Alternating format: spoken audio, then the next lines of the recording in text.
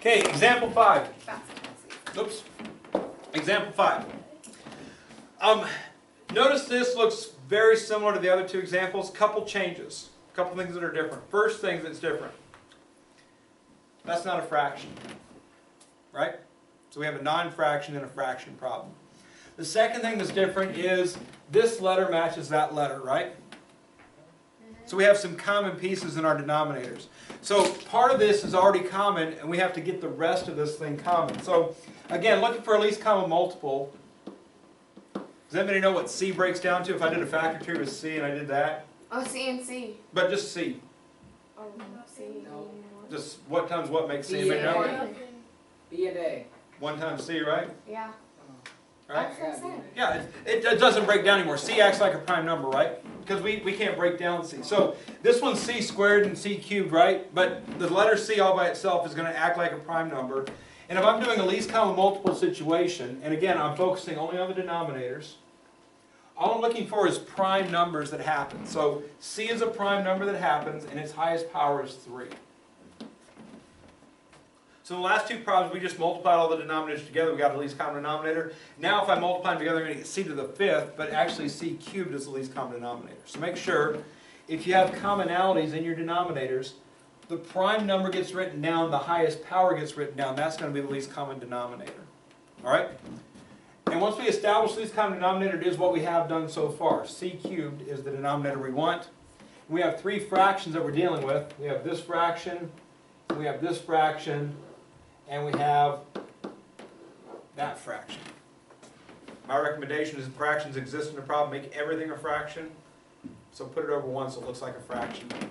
That just establishes numerators and denominators, helps you make decisions better. So, just like we did in the last problem, we're going to do the same thing here. The first fraction has an m on top, it still has an m on top.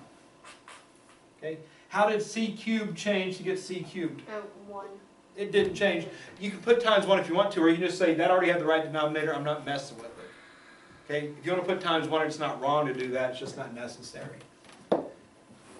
So m is fine. M over C cubed stayed exactly what it was, m over C cubed. All right? This green one then, plus. All right. This is C squared, this is C cubed. It was 4 to begin with, times what? C2. No. C cubed. No. C over 1.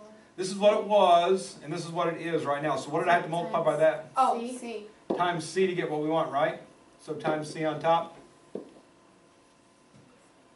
Always look at what it was and what it became and how it got changed. So C squared got changed by C to create C cubed, so the top needs to be changed by C also. Hey, looking at the red one, I got minus 6 to start off with. And be careful, pluses and minuses. Pluses happen more often than minuses, but minuses do happen. So if it's minus, make sure you write minus. It's minus 6. The denominator was 1, it became C cubed. How did it change? By C cubed. By C cubed, right? This had to be multiplied by C cubed on the bottom, so we had to multiply by C cubed on top. So it became 6 times C cubed. So it's the same process, it's just, as far as finding the least common multiple is concerned, it's not just the product of the pieces, it's whatever the prime thing is to its highest power. Modify each thing as necessary, and then we simply get our final answer over C cubed, of course. M is M, can't make that any prettier. 4 times C is going to be plus 4C. Minus 6 times C cubed makes minus 6C cubed. Addition's impossible because M doesn't match C or C. These C's match, but the powers don't. This is first, that's third, so subtraction is not possible. Looking to reduce, C, C, C, no C, so you can't reduce by C. So that's as far as I can possibly go with that, and that's the final answer for that one.